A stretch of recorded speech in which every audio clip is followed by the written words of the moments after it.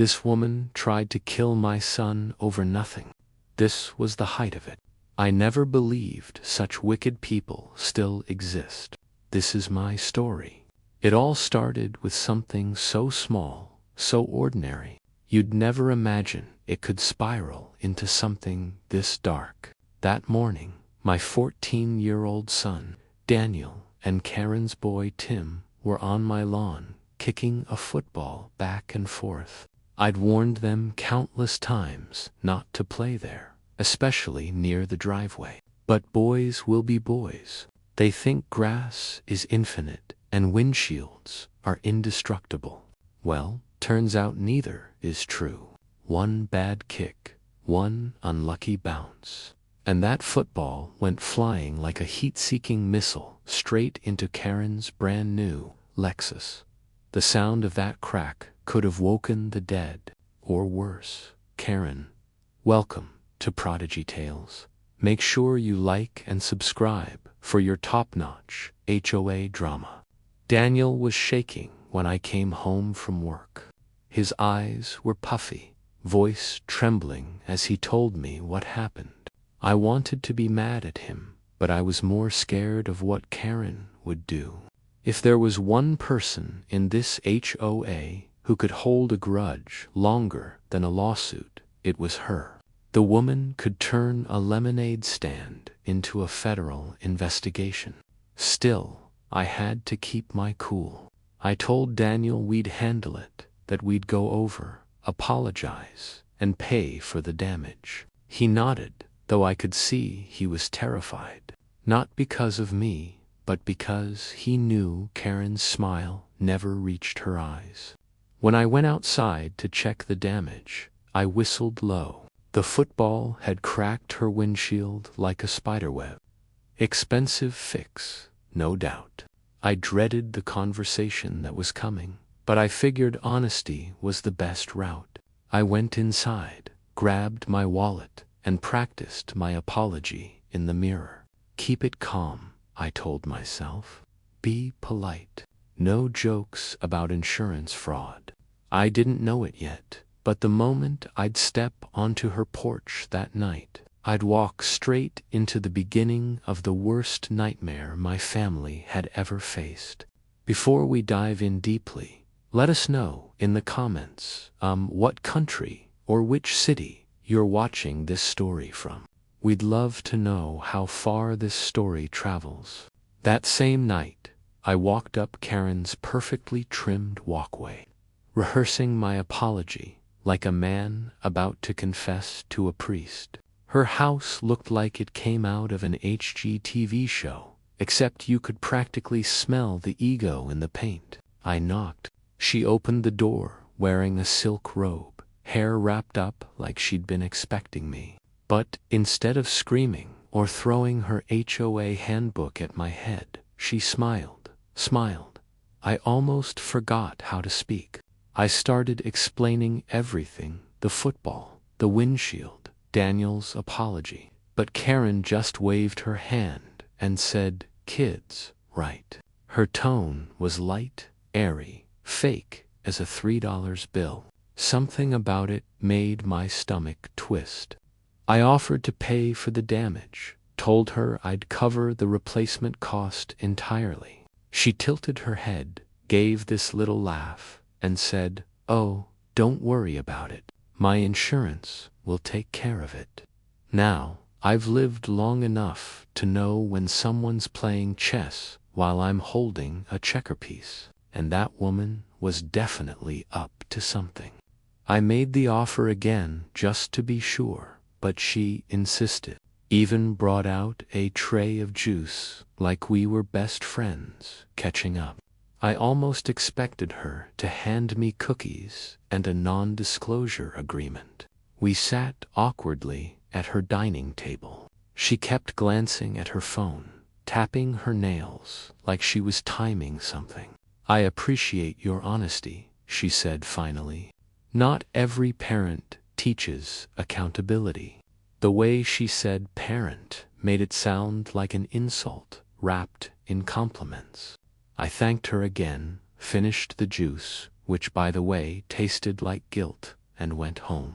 Daniel was waiting for me, pacing the living room. I told him it was fine, that Karen wasn't mad. His shoulders loosened with relief, but mine didn't. Something about that smile, that syrupy tone, didn't sit right.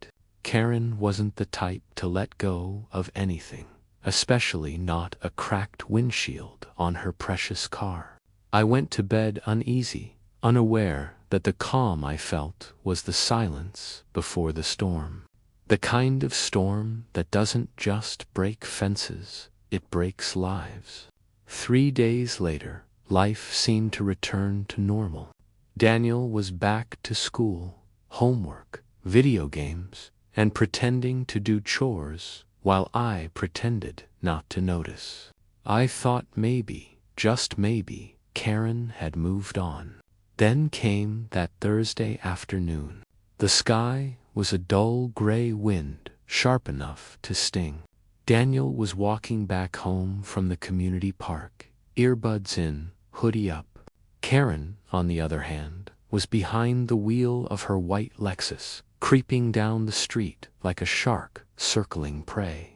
According to witnesses, she slowed down, watched him cross the road, and this is where my blood still freezes. She accelerated hard. Tires screeched.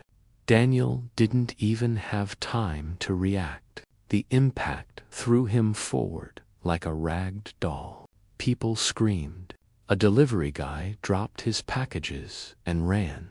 Mrs. Adams, the neighbor across the street, called 911 before I even got the call.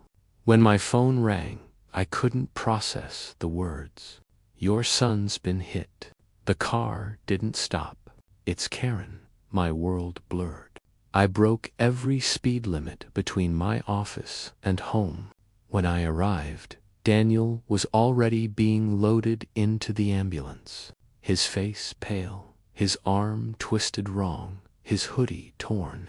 I couldn't even look at Karen, standing there with fake tears and mascara streaks. Mumbling, he walked in the middle of the road. It's not my fault. But the witnesses had a different story.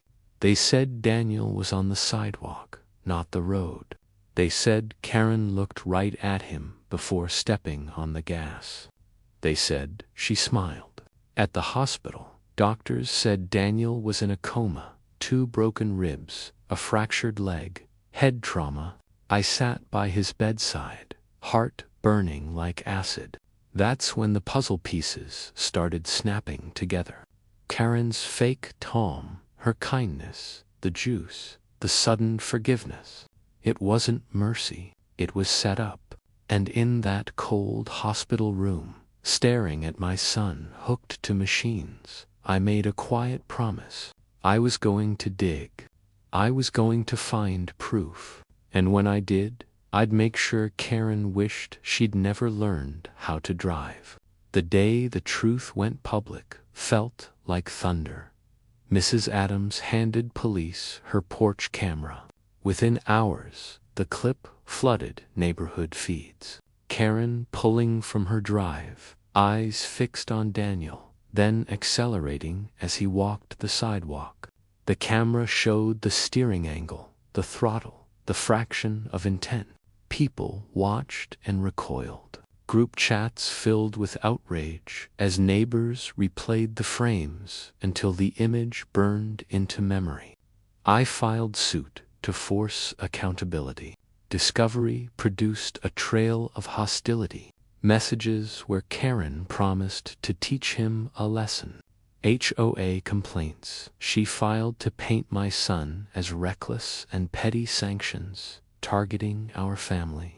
Insurers cited an intentional act exclusion, but subpoenas revealed bank records showing recent cash payments to a mechanic and a new tire purchase. Court turned brutal. Mrs. Adams testified to the exact timestamp when Karen's headlights edged forward. The delivery driver chased the Lexus, Daniel's friends described. how Karen's anger had escalated since the windshield crack.